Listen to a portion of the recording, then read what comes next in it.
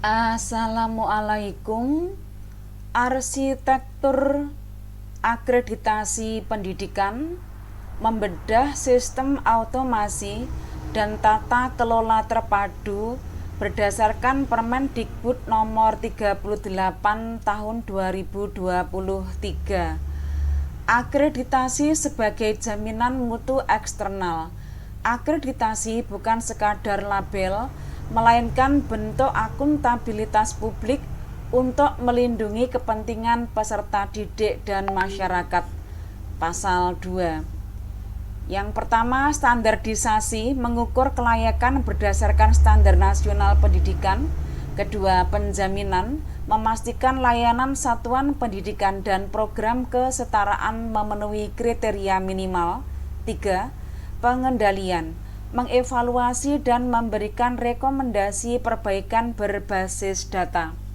Satu payung untuk seluruh ekosistem pendidikan mulai dari PAUD, yaitu TK, Rodotul Atfal, kelompok bermain, taman penitipan anak, TK luar biasa.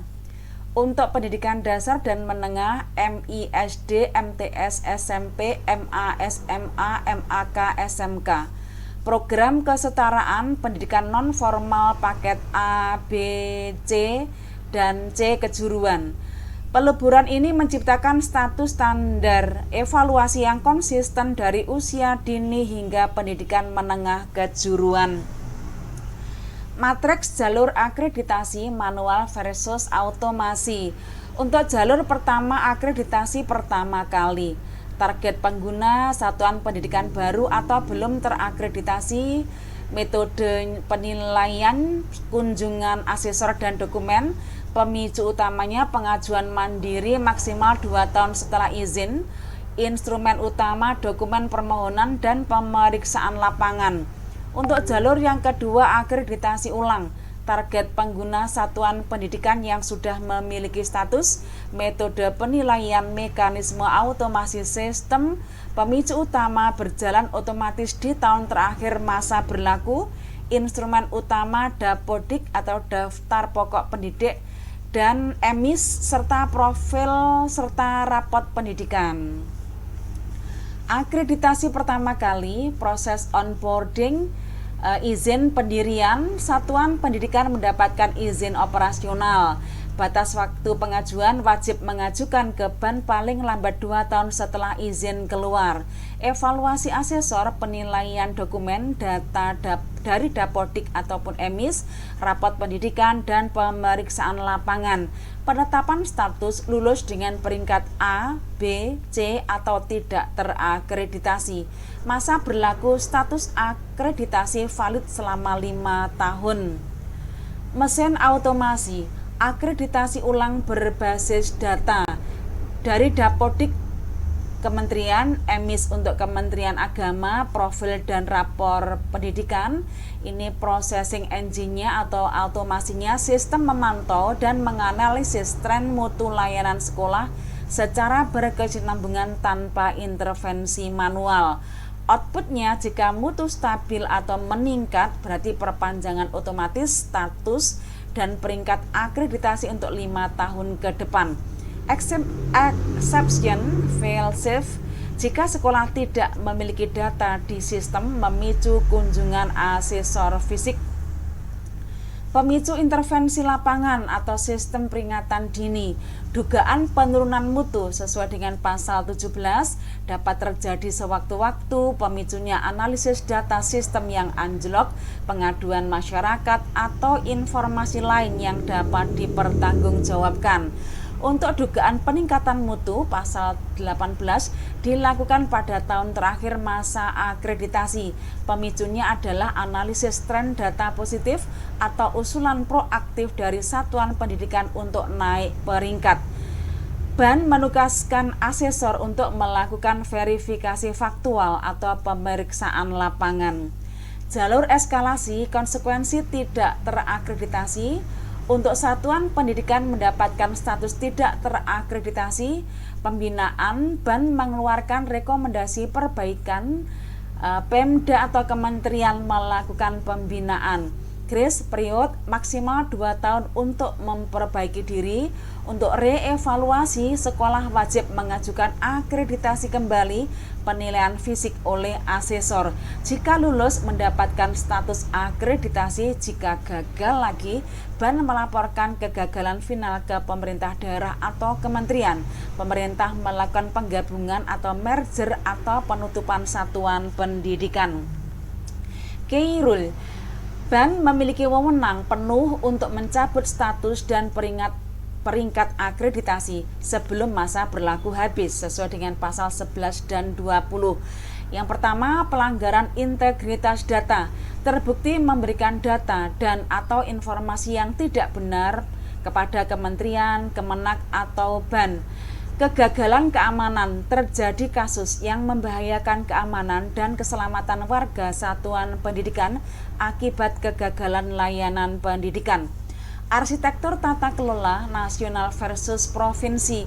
Untuk BAN nasional strategis, sifat BAN non-struktural, mandiri, bertanggung jawab ke menteri. Keanggotaan 13 hingga 25 orang. Tugas utamanya mengembangkan instrumen, memantau pencapaian nasional, melaporkan evaluasi ke menteri, menyusun tata kelola. Untuk BAN provinsi, taktis, sifat perwakilan BAN di tingkat daerah, keanggotaan 3 hingga 11 orang, menyesuaikan luas wilayah dan jumlah sekolah. Tugas utama membantu pelaksanaan operasional akreditasi di daerah dan berkoordinasi langsung dengan asesor lapangan. Anatomi anggota BAN sesuai dengan pasal 34 dan 43, bebas konflik kepentingan, tidak boleh merangkap jabatan struktural di pemerintah, tidak boleh menjadi pimpinan satuan pendidikan aktif, dan bukan pengurus parpol. Syarat ASN, bisa PNS atau P3K, tidak pernah atau sedang dijatuhi hukuman disiplin sedang ataupun berat. Usia dan integritas minimal 30 tahun, berkelakuan baik, tidak ada rekam jejak pidana. Kepakaran, ahli di bidang evaluasi pendidikan, kurikulum, manajemen, atau praktisi dengan wawasan relevan. Evaluasi sistemik, lebih dari sekadar menilai sekolah. Fungsi ekstra, pasal 28, BAN diwajibkan melakukan evaluasi terhadap sistem penilaian secara keseluruhan.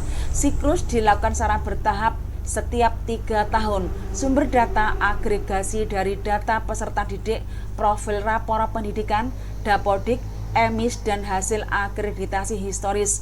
Output evaluasi, identifikasi akar permasalahan sistem pendidikan secara makro, rekomendasi perbaikan sistemik kepada menteri. Sintesis, ekosistem mutu yang terintegrasi atau closed loop. Jadi yang pertama, input data, sekolah menginput realita ke Dapodik atau EMIS. 2. Monitoring atau automasi, mesin BAN menganalisis rapor pendidikan secara konstan sesuai dengan pasal 15. Decision gate, mutu terjaga atau mutu anjlok. Kalau mutu terjaga auto renewal 5 tahun, kalau mutu anjlok peringatan sistem sesuai pasal 17. 4. Intervensi, asesor turun ke lapangan untuk validasi faktual. 5. Tindakan, rekomendasi perbaikan diberikan batas waktu perbaikan sesuai dengan pasal 12.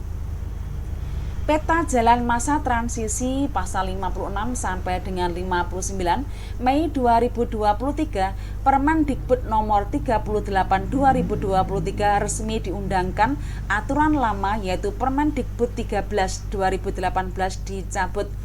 Desember 2023, batas akhir berlakunya mekanisme akreditasi lama untuk pendidikan dasar, pendidikan menengah, dan program kesetaraan. Desember 2024, batas masa bakti anggota BAN provinsi yang lama bertransisi penuh ke struktur baru. Desember 2025, batas akhir berlakunya mekanisme akreditasi lama untuk pendidikan anak usia dini. Menuju akreditasi yang ringkas, tepat, dan bermakna, Permendikbud nomor 38 tahun 2023 mengubah wajah akreditasi dari beban administrasi manual menjadi sistem otomasi berbasis data yang cerdas. Fokus satuan pendidikan kini kembali pada tugas utamanya, yaitu meningkatkan mutu layanan dan memastikan keselamatan peserta didik, sementara sistem